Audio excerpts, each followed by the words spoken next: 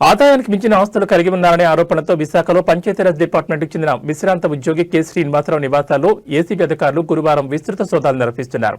ఈ సోదాలు విశాఖపట్నం, విజయనగరం, పార్వతీపురం, మన్యం జిల్లా ప్రాంతాలతో పాటు హైదరాబాద్లోని శేర్లింగంపల్లి ప్రాంతంలో ఒకేసారి కొనసాగుతున్నాయి. ముందస్తు సమాచారం ఆధారంగా ఏసీబీ అధికారులు ఈ రోజు ఉదయం నుంచి ఒకేసారి పలు ప్రాంతాల్లో సోదాలు నిర్వహిస్తున్నారు. విశాఖపట్నం, మధురవాడ, విజయనగరం, పార్వతీపురం, మన్యం జిల్లా సహా హైదరాబాద్ శివార్లోని శేర్లింగంపల్లి ప్రాంతాల్లో శ్రీనివాసరావుకు చెందిన ఇళ్లు, బంధువుల నివాసాలు, అనుబంధ ఆస్తులపై సోదాలు కొనసాగుతున్నట్లు సమాచారం. పంచాయతీరాజ్ శాఖలో పనిచేసిన సమయంలో శ్రీనివాసరావు ఆదాయానికి మించి భారీగా ఆస్తులు కూడబెట్టినట్లు ఏసీబీకి ఫిర్యాదులు అందినట్టు తెలుస్తోంది. ఈ నేపథ్యంలోనే ఆయనపై కేసు నమోదు చేసి సోదాలు చేపట్టినట్లు అధికారులు తెలిపారు. ప్రాథమికంగా స్థిరాస్తులు, బ్యాంక్ డిపాజిట్లు, బంగారం, నగదు, విలువైన పత్రాలు వంటి అంశాలపై అధికారులు తనిఖీలు నిర్వహిస్తున్నారు.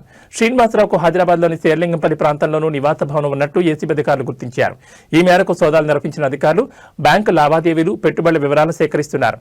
సోదాలు పూర్తయిన తర్వాత ఆయన ఆస్తి వివరాలపై అధికారిక ప్రకటన విడుదల చేయడం సహా తదుపరి చర్యలు చేపట్టే అవకాశం ఉంది.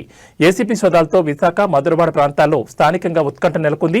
పంచాయతీరాజ్ శాఖకు చెందిన విశ్రాంత ఉద్యోగిపై ఇంత పెద్ద స్థాయిలో సోదాలు జరగడంపై చర్చనీయాంశంగా మారింది.